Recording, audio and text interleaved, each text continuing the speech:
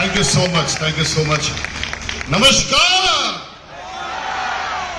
कैसे हैं आप लोग?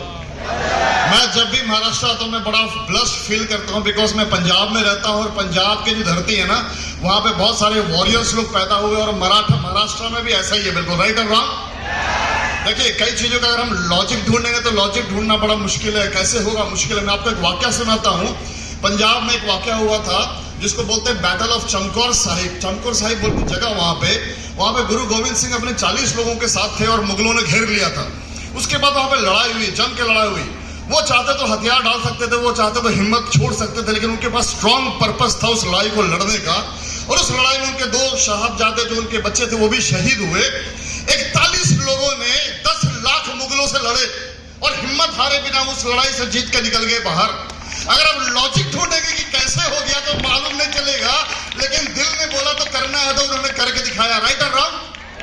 वैसे ही महाराष्ट्र के अंदर में शिवाजी महाराज की बात आप कर रहे थे। शिवाजी महाराज ने यहाँ पे मराठा में बहुत जबरदस्त उन्होंने साम्राज्य को स्थापित किया, लेकिन एक्चुअली में साम्राज्य को बढ़ाने का श्रेय जाता है वो बाजीराव बल्लाल को जाता है।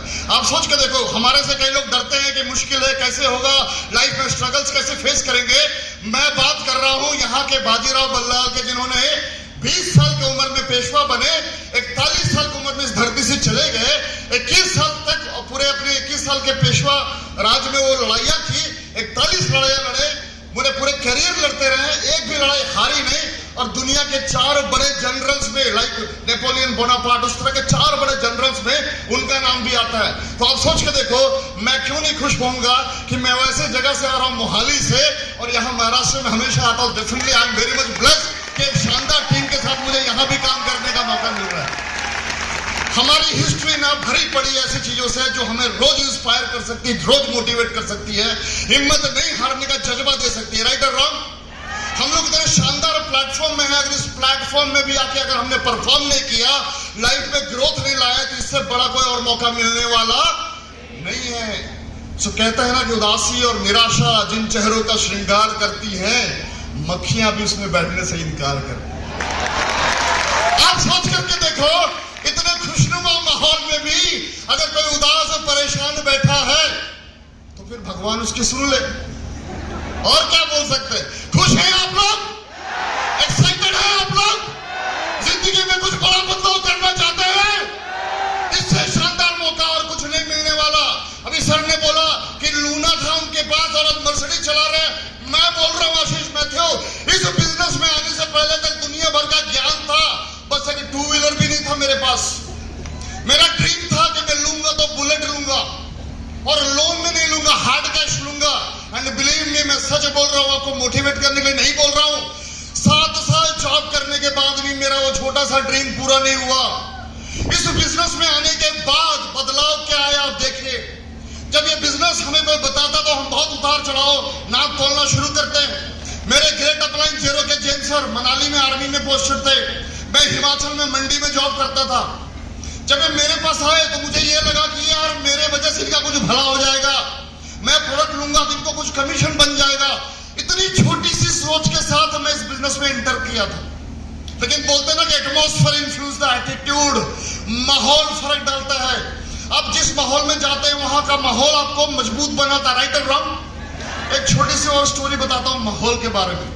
आप लोगों ने सरदार उधम सिंह का नाम सुना है, जिन्होंने जाके यूके में कर्नल डायर को गोली मारी थी। Sardar Udham Singh, he was very much inspired with Bhagat Singh. Bhagat Singh का तो नाम सुना आपने? हालांकि भगत सिंह सरदार उधम सिंह से छोटे थे एज में, बहुत छोटे थे, फिर भी उनकी लाइफ से वो इतने इंस्पायर्ड थे कि उन्होंने कसम खा ली कि जिन लोगों ने जालियांवाला बाग में गोली चलाया ना, उस जनरल डायर को मैं गोली मारूंगा।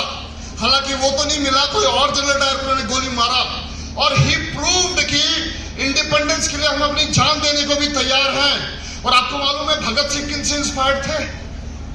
सरदार करतार सिंह सराबा। बचपन से उनसे मिलते थे, बचपन से उनको जानते थे, उनके स्टोरी सुनते थे। और सोच कर देखो, उस 23 साल के लड़के ने, 23 साल क्या उम्र होती है? आज भी जब लोगों से मिलते बोलते मैं तो 23 साल का हूँ, 25 साल का हूँ, मम्मी से पूछ के बताऊंगा, पापा से पूछ के बताऊंगा, अकेले डिसीजन ले नहीं सकता। पर आप सोच कर देखो, उस 23 साल के यूथ ने हंसते हंसते हमारे लिए और आपकी आजादी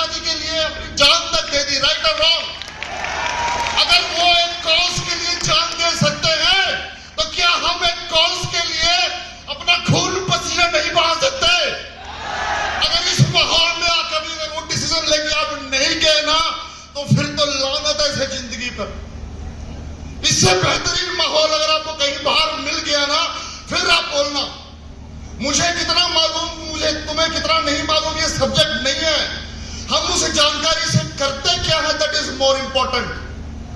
मैं भी इस बिजनेस में आने से पहले इतना मजबूत नहीं था, डरता था, माइक पकड़ने में घबराता था। लेकिन जब माहौल में गया, लोगों से मिला, दयाराम सर को पहली बार मिला बिल्कुल जोश के साथ, मुझे लगा यार मुझे भी ऐसा बनना है। यू नेवर नो कौन सा माहौल आपको कैसे इंस्पायर कर दे। आज उसी की ताकत है, जिस लड़के के पास 2 व्हीलर भी नहीं था, आज इसी बिजनेस से अपनी 4थी गाड़ी BMW ड्राइव कर रहा है। डाउट है? CH01 चंडीगढ़ रजिस्ट्रेशन है, CH01 AS 1607 टाइप कर लो, वाहन में नाम लिखा आ जाएगा किसकी गाड़ी है। और वो distributor, my life distributor person जो इस गाड़ी को मेंटेन कर रहा है। और मैं अकेला नहीं, मोर देन 50 लोग मेरी टीम में सीलिंग अचीवर्स हैं जिनकी लाइफ में चेंजेस आई हैं। ये इस बिजनेस की ताकत है, मेरी अपनी ताकत नहीं है।